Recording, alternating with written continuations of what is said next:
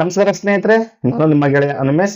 ಸ್ನೇಹಿತರೆ, EPF ಗೆ ಸಂಬಂಧಿಸಿದಂತೆ ಒಂದು ಒಳ್ಳೆಯ ಅಪ್ಡೇಟ್ ಮತ್ತೆ ಒಳ್ಳೆಯ ಮಾಹಿತಿಯನ್ನ ನಮ್ಮ ಕನ್ನಡಿಗ ಮತ್ತೆ ನಮ್ಮ ಕಾರ್ಮಿಕರಿಗೆ ತಿಳಿಸುವ ಉದ್ದೇಶದಿಂದ ನಾನು ಈ ವಿಡಿಯೋನ ಕ್ರಿಯೇಟ್ ಮಾಡ್ತಿದ್ದೀನಿ ಸ್ನೇಹಿತರೆ, ಇವತ್ತಿನ ಈ ವಿಡಿಯೋದ ಟಾಪಿಕ್ ಏನಪ್ಪಾ ಅಂದ್ರೆ ಸ್ನೇಹಿತರೆ, EPF ಗೆ ಸಂಬಂಧಿಸಿದಂತೆ ನಾವು ಫೈನಲ್ ಸೆಟ್ಲ್ಮೆಂಟ್ ಇಲ್ಲ ಮತ್ತೆ ಫಾರ್ಮ್ 13 ಅಂದ್ರೆ 13ಕ್ಕೆ ಅಂದ್ರೆ ಫಾರ್ಮ್ ಟ್ರಾನ್ಸ್ಫರ್ ಗೆ ಸಂಬಂಧಿಸಿದಂತೆ ನಾವು ಕ್ಲೈಮ್ ಗಳನ್ನ ಸಲ್ಲಿಸುವಂತ ಸಂದರ್ಭದಲ್ಲಿ ಏನಾಗುತ್ತೆ ಸ್ನೇಹಿತರೆ, ಎಕ್ಸಿಟ್ ಡೇಟ್ ಅನ್ನೋದು ಅಂದ್ರೆ ನಾವು ಕೆಲಸ ಬಿಟ್ಟಿರುವ ಡೇಟ್ ಅನ್ನ ಅಪ್ಡೇಟ್ ಮಾಡಿರುವುದು ಕಡ್ಡಾಯ ಸ್ನೇಹಿತರೆ. ಓಕೆ ಸ್ನೇಹಿತರೆ, ಇದ್ರ ಬಗ್ಗೆ ನಾನು ಆಲ್ರೆಡಿ ವಿಡಿಯೋ ಕೂಡ ಮಾಡಿದ್ದೀನಿ, ಅದನ್ನ ಕೂಡ ನೀವು ನೋಡಿರ್ಬೋದು ಸ್ನೇಹಿತರೆ.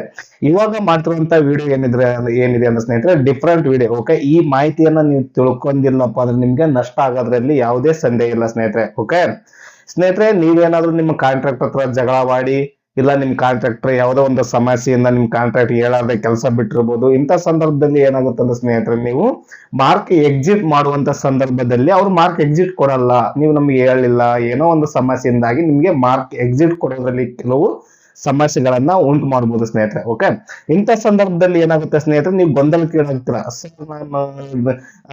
ಫೈನಲ್ ಸೆಟಲ್ಮೆಂಟ್ ತಗೋಬೇಕಾದ್ರೆ ನಮ್ಮ ಕಾಂಟ್ರಾಕ್ಟರ್ ಎಕ್ಸಿಟ್ ಡೇಟ್ ಆಗ್ತಾ ಇಲ್ಲ.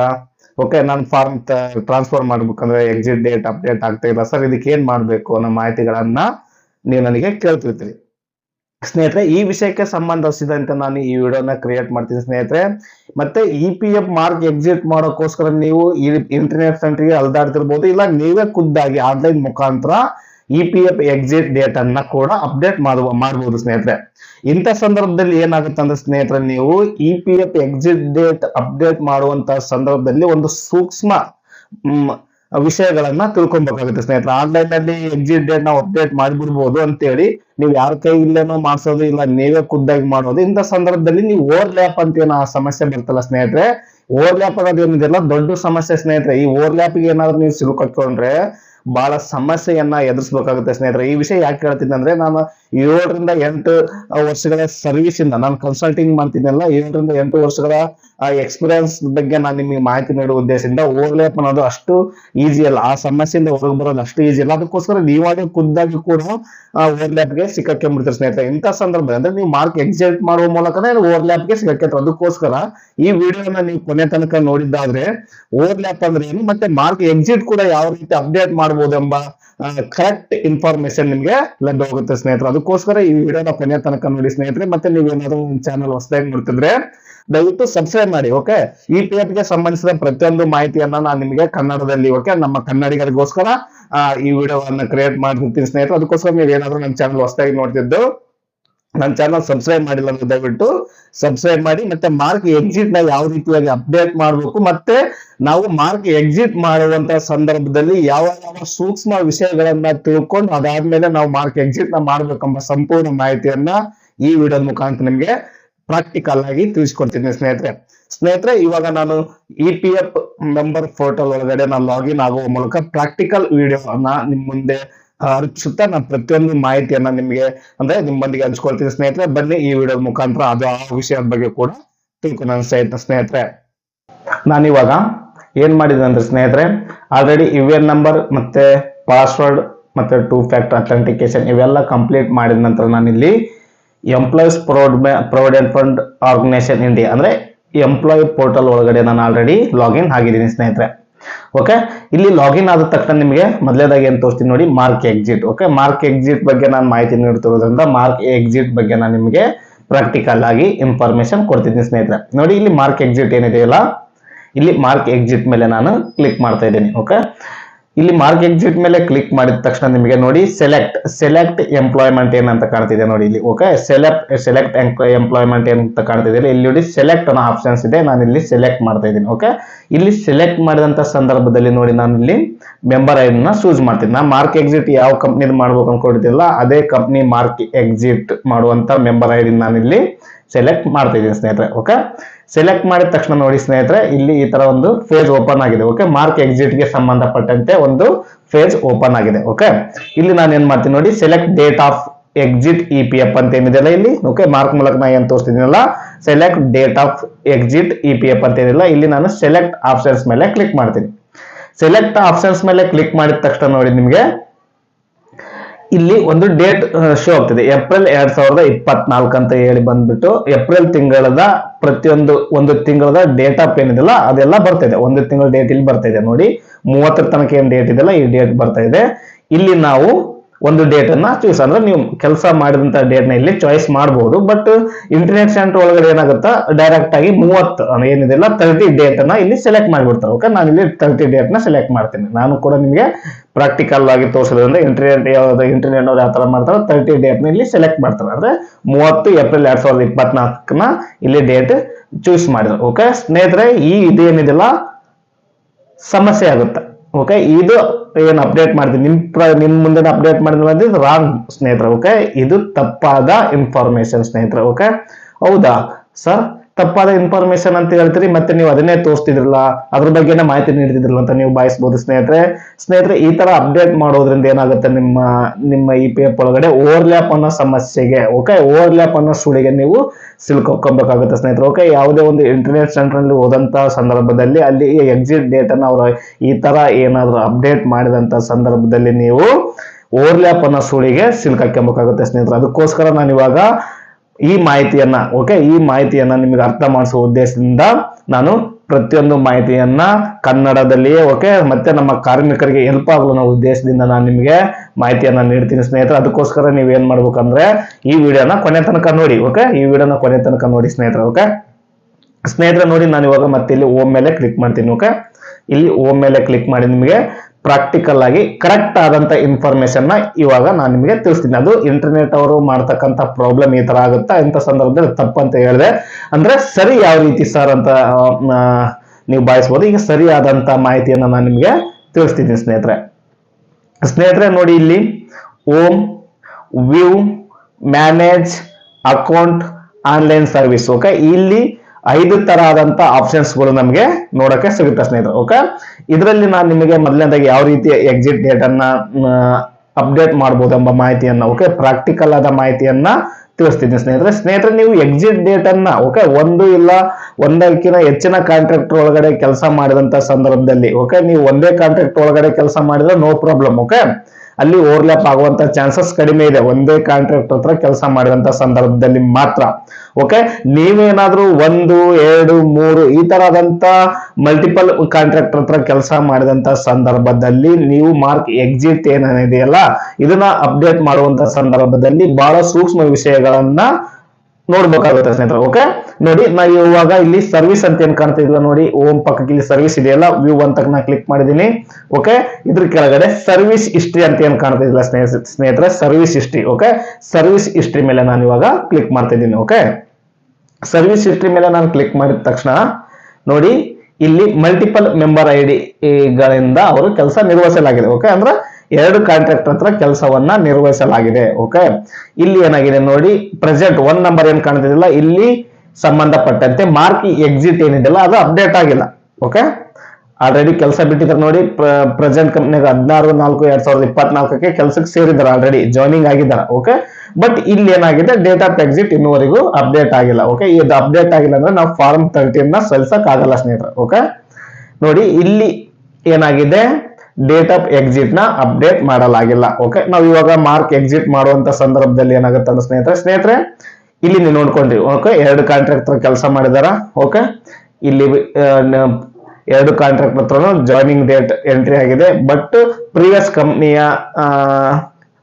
ಕಂಪ್ನಿಗೆ ಸಂಬಂಧಪಟ್ಟಂತೆ ಮಾರ್ಕ್ ಎಕ್ಸಿಟ್ ನ ನಾವು ಅಪ್ಡೇಟ್ ಮಾಡಲಾಗಿಲ್ಲ ಸ್ನೇಹಿತರೆ.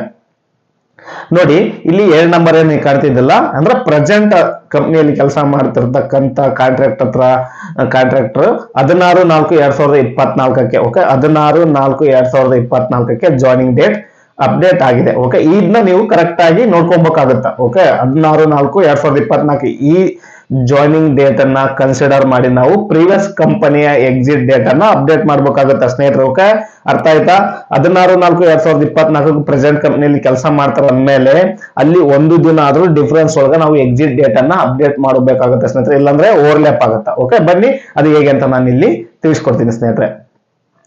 ಇದಾದ ಈ ಸರ್ವಿಸ್ ಹಿಸ್ಟ್ರಿನ ಚೆಕ್ ಮಾಡಿದ ನಂತರ ಸ್ನೇಹಿತರೆ ನೀವು ಮ್ಯಾನೇಜ್ ಅಂತ ಏನ್ ಕಾಣ್ತಿದಿಲ್ಲ, ಮ್ಯಾನೇಜ್ ಅನ್ನೋ ಆಪ್ಷನ್ಸ್ ಮೇಲೆ ನೀವು ಕ್ಲಿಕ್ ಮಾಡಿ ನೋಡಿ, ಕೆಳಗಡೆ 5ನೇ ಆಪ್ಷನ್ಸ್ ಏನಿದೆಯಲ್ಲ ಮಾರ್ಕ್ ಎಕ್ಸಿಟ್. ಓಕೆ, 5 ಆಪ್ಷನ್ಸ್ ಏನಿಲ್ಲ ಮಾರ್ಕ್ ಎಕ್ಸಿಟ್ ಮೇಲೆ ನಾನು ಇವಾಗ ಕ್ಲಿಕ್ ಮಾಡ್ತಾ ಇದ್ದೀನಿ. ಫಾರ್ಮ್ ಮ್ಯಾನೇಜ್ ಮೇಲೆ ಕ್ಲಿಕ್ ಮಾಡಿ ಮಾರ್ಕ್ ಎಕ್ಸಿಟ್ ಮೇಲೆ ಕ್ಲಿಕ್ ಮಾಡಿದ ತಕ್ಷಣ ಸ್ನೇಹಿತರೆ ನೋಡಿ ಸೆಲೆಕ್ಟ್ ಎಂಪ್ಲಾಯ್ಮೆಂಟ್ ಅಂತ ಕಾಣ್ತಿದೆ, ಸೆಲೆಕ್ಟ್ ಎಂಪ್ಲಾಯ್ಮೆಂಟ್ ಕಾಣ್ತಾ ಇದೆ. ಮತ್ತೆ ಇಲ್ಲಿ ನಾನು ಸೆಲೆಕ್ಟ್ ಮಾಡ್ತಿದ್ದೀನಿ, ಸೆಲೆಕ್ಟ್. ಓಕೆ, ನಾವು ಯಾವ ಪ್ರೀವಿಯಸ್ ಕಂಪನಿಯಿಂದ ಎಕ್ಸಿಟ್ ಡೇಟ್ ಮಾಡೋದ್ರಿಂದ ನಾವು ಪ್ರೀವಿಯಸ್ ಕಂಪನಿಯ ಮೆಂಬರ್ ಐಡಿಯನ್ನ ಕ್ಲಿಕ್ ಮಾಡ್ತೀನಿ ಸ್ನೇಹಿತರೆ. ಓಕೆ, ಮೆಂಬರ್ ಐಡಿನ ಕ್ಲಿಕ್ ಮಾಡಿದ ತಕ್ಷಣ ನೋಡಿ select date of exit. Okay, ಮತ್ತೆ ಈ ಪ್ರೀವಿಯಸ್ ತೋರಿಸಿದ್ರೆ ಅದೇ ತರ select date of exit EPF ಮತ್ತೆ select date of exit EPS. Okay, ಇಲ್ಲಿ ಇಂಥ ಸಂದರ್ಭದಾಗ ಏನಾಗುತ್ತೆ, ಇಲ್ಲಿ ನಾನು ಸೆಲೆಕ್ಟ್ ಮಾಡ್ತಾ ಇದ್ದೀನಿ ಸ್ನೇಹಿತರೆ. ನೋಡಿ ಇಲ್ಲಿ ಏಪ್ರಿಲ್ 2024 ನಾನು ಇವಾಗ ಏನ್ ಸರ್ವಿಸ್ ಹಿಸ್ಟ್ರಿ ಒಳಗಡೆ ನಾನು ನಿಮ್ಗೆ ಏನ್ ತೋರಿಸಿನಲ್ಲ ಸ್ನೇಹಿತರೆ. ಓಕೆ, ಅಲ್ಲಿ ಏನಾಗಿದೆ 16/4/2024 ಜಾಯ್ನಿಂಗ್ ಆಗಿದ್ದಾರೆ. ಬಟ್ ಇಲ್ಲಿ 30 ಏನಾದ್ರೂ ನೀವು ಅಪ್ಡೇಟ್ ಮಾಡಿದಾದ್ರೆ ಓಕೆ ನೋಡಿ ಅಲ್ಲಿ 16 ಏಪ್ರಿಲ್ 2024 ಜಾಯ್ನಿಂಗ್ ತೋರಿಸಿದಾನ. ಓಕೆ, ಇಲ್ಲಿ ಎಕ್ಸಿಟ್ ಡೇಟ್ ಬಂದ್ಬಿಟ್ಟು 30 ತನಕ ನಮಗೆ ಡೇಟ್ ಏನಿದೆಲ್ಲ ಶೋ ಆಗ್ತಾ ಇದೆ. ಓಕೆ, ಇದು ಇಲ್ಲಿ ನೀವೇನಾದ್ರೂ 30 ಇಲ್ಲ 17 ಈ ತರ ಆದಂತ ಒಂದು ಡೇಟ್ ಅನ್ನ ಅಪ್ಡೇಟ್ ಮಾಡ್ಬಿಟ್ರೆ ಅಂದ್ರೆ ಅಲ್ಲಿ ಕೆಲ್ಸಕ್ಕೆ ಸೇರಿದಂತ ಸಂದರ್ಭದಲ್ಲಿ ಒಂದು ಡೇ ಆದ್ರೂ ನಾವು ಕಡಿಮೆ ಡೇಟ್ ಆಫ್ ಎಕ್ಸಿಟ್ ನ ತಗೊಬೇಕಾಗುತ್ತೆ ರೂಲ್ಸ್ ಪ್ರಕಾರ. ಓಕೆ, ಒಂದು ದಿನ ಕಡಿಮೆ ಡೇಟ್ ನ ತಗೊಂಡು ಎಕ್ಸಿಟ್ ಮಾಡಿದ್ರೆ ಅದು ಓವರ್ಲ್ಯಾಪ್ ಆಗಲ್ಲ. ನಮ್ಗೆ ಸಂಬಂಧಪಟ್ಟ ಪ್ರತಿಯೊಂದು ಫಾರ್ಮ್ ಟ್ರಾನ್ಸ್ಫರ್ ನ ನಾವು ಆರಾಮಾಗಿ ಅಂದ್ರೆ ಆನ್ಲೈನ್ ಮುಖಾಂತರ ಸಬ್ಮಿಟ್ ಮಾಡಿದ ಸಂದರ್ಭದಲ್ಲಿ EPF ಆಫೀಸ್ ಏನಾಗುತ್ತೆ ಅದನ್ನ ಅಪ್ರೂವಲ್ ಕೊಟ್ಬಿಡುತ್ತೆ. ಅಕಸ್ಮಾತ್ ನೀವು ಏನಾದ್ರೂ ಇಲ್ಲಿ ಕೂಡ 30 ಇಲ್ಲ ನಿಮಗೆ ಇಷ್ಟ ಬಂದಂತ ಡೇಟ್ ಅನ್ನ ಓಕೆ ಇದನ್ನೆಲ್ಲ ಚೆಕ್ ಮಾಡ್ಲಾರ್ದೆ ನಿಮ್ಗೆ ಇಷ್ಟ ಬಂದಂತ ಡೇಟ್ ಏನಾದ್ರು ಇಲ್ಲಿ ಅಪ್ಡೇಟ್ ಮಾಡಿದ್ರೆ ಇಲ್ಲಿ ಓವರ್ಲ್ಯಾಪ್ ಆಗುತ್ತೆ.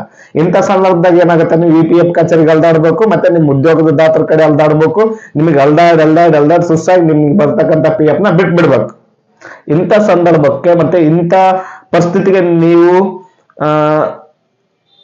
ಒಳಗಾಗಬಾರ್ದು. ಓಕೆ, ಇಂಥ ಪರಿಸ್ಥಿತಿಗೆ ನೀವು ಒಳಗಾಗಬಾರ್ದು. ಅದಕ್ಕೋಸ್ಕರ ನೀವು ಡೇಟ್ ಆಫ್ ಎಕ್ಸಿಟ್ ನ ಅಪ್ಡೇಟ್ ಮಾಡೋಕೆ ಮುಂಚೆ ಈ ವಿಷಯಗಳನ್ನ ಪ್ರತಿಯೊಂದು ಈ ತರ ವಿಷಯಗಳನ್ನ ನೀವು ತಿಳ್ಕೊಳ್ಬೇಕು ಸ್ನೇಹಿತರು. ಅದಕ್ಕೋಸ್ಕರ ಈ ತರ ಆದಂತಹ ಸಮಸ್ಯೆಗಳನ್ನ ನಮ್ಮ ಕಾರ್ಮಿಕರು ಎದುರಿಸ್ತಿದ್ದಾರೆ, ಕೆಲವೊಂದು ಕಾರ್ಮಿಕರು ಎದುರಿಸ್ತಿದ್ದಾರೆ. ಈಗ ನೆಕ್ಸ್ಟ್ ನನ್ನ ವಿಡಿಯೋ ನೋಡಿದಂತ ಕಾರ್ಮಿಕರಿಗೆ ಹೆಲ್ಪ್ ಆಗಿ ನನ್ನ ಉದ್ದೇಶದಿಂದ ಮಾರ್ಕ್ ಎಕ್ಸಿಟ್ ಬಗ್ಗೆ ಸಂಪೂರ್ಣ ಮಾಹಿತಿಯನ್ನ ನಾನು ಪ್ರಾಕ್ಟಿಕಲ್ ಆಗಿ ತೋರಿಸ್ತಿದ್ದೀನಿ ಸ್ನೇಹಿತರೆ.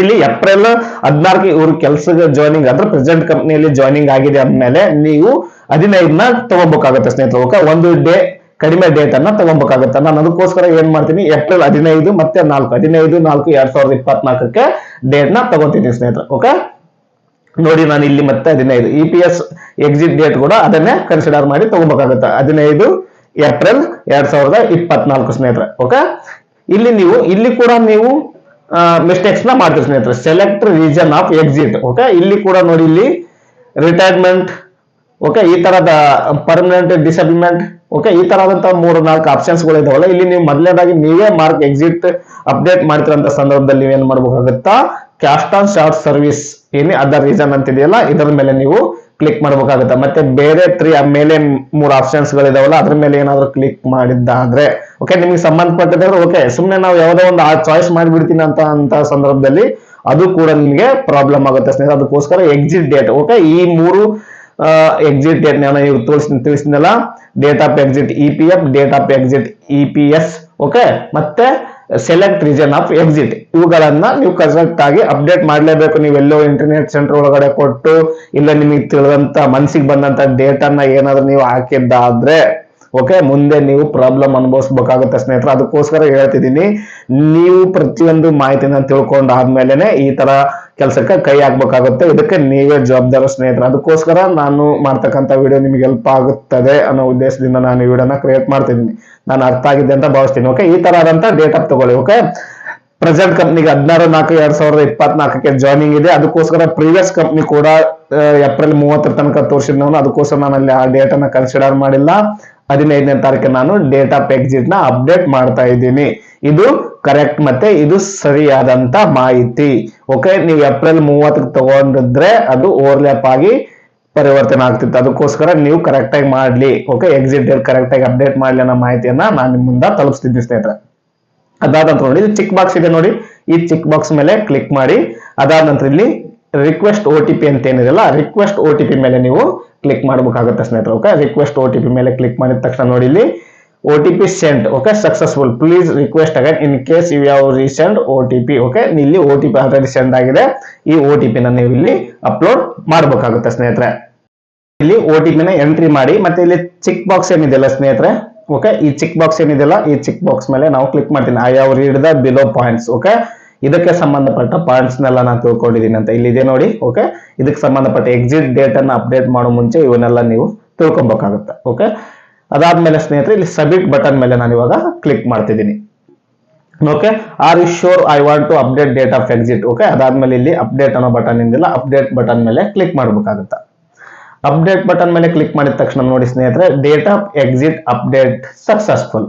ಓಕೆ, ನಾವು ಇವಾಗ ಇ ಪಿ ಎಫ್ ಗೆ ಸಂಬಂಧಪಟ್ಟ ಡೇಟ್ ಆಫ್ ಎಕ್ಸಿಟ್ ನ ನಾವೇ ಖುದ್ದಾಗಿ ಯಾವುದೇ ಎಂಪ್ಲಾಯರ್ ಸಹಾಯವಿಲ್ಲದೆ ನಾವೇ ಡೇಟ್ ಆಫ್ ಎಕ್ಸಿಟ್ ನ ನಾವು ಆಲ್ರೆಡಿ ಅಪ್ಡೇಟ್ ಮಾಡಿದ್ವಿ ಸ್ನೇಹಿತರೆ. ಓಕೆ, ನಿಮ್ಮ ಎದುರಿಗೆ ನಾನು ಅಪ್ಡೇಟ್ ಮಾಡಿ ಕೊಟ್ಟೆ. ಓಕೆ, ಅದಾದ ನಂತರ ನೋಡಿ ಇವಾಗ ನಾನು ಈಗ ಡೇಟ್ ಆಫ್ ಎಕ್ಸಿಟ್ ನ ಕರೆಕ್ಟ್ ಆಗಿ ಅಪ್ಡೇಟ್ ಆಗಿದೆಯಲ್ಲ ಅಂತ ಕೂಡ ಚೆಕ್ ಮಾಡಬೇಕಾಗುತ್ತೆ. ಓವರ್ಲ್ಯಾಪ್ ಆಗಿದೆಯೋ, ನಾನು ಏನಾದ್ರೂ ಮಿಸ್ಟೇಕ್ಸ್ ಮಾಡಿದ್ರೆ ಆಲ್ರೆಡಿ ನಾನು ಚೆಕ್ ಮಾಡಿದ್ದೀನಿ. ಓಕೆ, ಅದಾದ ನಂತರ ಈಗ ಮತ್ತೊಂದು ಟೈಮ್ ನಾನು ನಿಮಗೆ ತೋರಿಸ್ತೀನಿ ನೋಡಿ. ಇಲ್ಲಿ ಅಪ್ಡೇಟ್ ಆಯ್ತು, member I D, date of exit seeded history. Okay, ಇಲ್ಲಿ ಮೆಂಬರ್ ಐ ಡಿ ಇದೆ, ಎಲ್ಲ ಇದೆ ನೋಡಿ. ಇದಾದ ನಂತರ ನಾವು ಅಪ್ಡೇಟ್ ಮಾಡಿದ ಡೇಟ್ ಕೂಡ ಇಲ್ಲಿ ಬಂದಿದೆ. Okay, last contribution April 2024, update on 2 October 2024. Okay, date of exit update ಆದ ನಂತರ ಈ ತರ ಇಲ್ಲಿ ಮಾಹಿತಿ ಕೂಡ ನಮಗೆ ಲಭ್ಯವಾಗುತ್ತೆ ಸ್ನೇಹಿತರೆ. ಅದಾದ ನಂತರ ನೋಡಿ ಇಲ್ಲಿ ವ್ಯೂ ಅಂತ ಏನು ಆಪ್ಷನ್ಸ್ ಕಾಣ್ತಿದ್ರು, ವ್ಯೂ ಅನ್ನೋ ಆಪ್ಷನ್ಸ್ ಮೇಲೆ ಕ್ಲಿಕ್ ಮಾಡಿದ ತಕ್ಷಣ ನಾನು ಸರ್ವಿಸ್ ಹಿಸ್ಟ್ರಿಗೆ ಎಂಟ್ರಿ ಆಗ್ತೀನಿ. ಓಕೆ, ಸರ್ವಿಸ್ ಹಿಸ್ಟ್ರಿ ಮೇಲೆ ಕ್ಲಿಕ್ ಮಾಡಿ ಸರ್ವಿಸ್ ಹಿಸ್ಟ್ರಿ ಕೂಡ ನಾವು ಇನ್ನೊಂದು ಟೈಮ್ ಚೆಕ್ ಮಾಡ್ತೀನಿ. ಓಕೆ, ಸರ್ವಿಸ್ ಹಿಸ್ಟ್ರಿನ ಚೆಕ್ ಮಾಡ್ತೀನಿ ನೋಡಿ ಸ್ನೇಹಿತರೆ. ನೋಡಿ ಸರ್ವಿಸ್ ಹಿಸ್ಟ್ರಿ ಇಲ್ಲಿ ನೋಡಿ, ಡೇಟ್ ಆಫ್ ಎಕ್ಸಿಟ್ 15/4/2024. ಓಕೆ, ಇಲ್ಲಿ date of exit, date of joining 16/4/2024. ಇಲ್ಲಿ ಯಾವುದೇ ರೀತಿಯ ಓವರ್ಲ್ಯಾಪ್ ಆಗಿಲ್ಲ ಸ್ನೇಹಿತರೆ. ಓಕೆ ಸ್ನೇಹಿತರೆ, ಈ ರೀತಿಯಾಗಿ ನೀವು ಇ ಪಿ ಎಫ್ ಗೆ ಸಂಬಂಧಿಸಿದ ಡೇಟ್ ಆಫ್ ಎಕ್ಸಿಟ್ ಅನ್ನ ಸರಿಯಾದ ರೀತಿಯಲ್ಲಿ, ಓಕೆ, ಇ ಪಿ ಎಫ್ ಗೆ ಸಂಬಂಧಿಸಿದ ಡೇಟ್ ಆಫ್ ಎಕ್ಸಿಟ್ ಅನ್ನ ಸರಿಯಾದ ರೀತಿಯಲ್ಲಿ ಅಪ್ಡೇಟ್ ಮಾಡಬಹುದು ಸ್ನೇಹಿತರೆ. ಅರ್ಥ ಆಯ್ತಾ? ಡೇಟ್ ಆಫ್ ಎಕ್ಸಿಟ್ ನ ನಾವು ಯಾವ ರೀತಿಯಾಗಿ ಸರಿಯಾದ ರೀತಿಯಲ್ಲಿ ಅಪ್ಡೇಟ್ ಮಾಡಬೇಕೆಂಬ ಸಂಪೂರ್ಣ ಮಾಹಿತಿಯನ್ನ ನಮ್ಮ ಕನ್ನಡಿಗರಿಗೋಸ್ಕರ, ಓಕೆ, ಅಂದ್ರೆ ನಿಮ್ಗೋಸ್ಕರ ನಾನು ಸಲ್ಲಿಸಿದ್ದೀನಿ. ಈ ಮಾಹಿತಿ ಏನಾದ್ರೂ ದಯವಿಟ್ಟು ಇಷ್ಟ ಆದ್ರೆ, ಈ ವಿಡಿಯೋ ಏನಾದ್ರೂ ಇಷ್ಟ ಆದ್ರೆ ದಯವಿಟ್ಟು ಕಾಮೆಂಟ್ ಸೆಕ್ಷನ್ ಅಲ್ಲಿ ತಿಳಿಸಿ. ಮತ್ತೆ ನೀವು ಲೈಕ್ ಬಟನ್ ಮಾತ್ರ ಕ್ಲಿಕ್ ಮಾಡೋದು ಮಾತ್ರ ಮರಿಬೇಡಿ.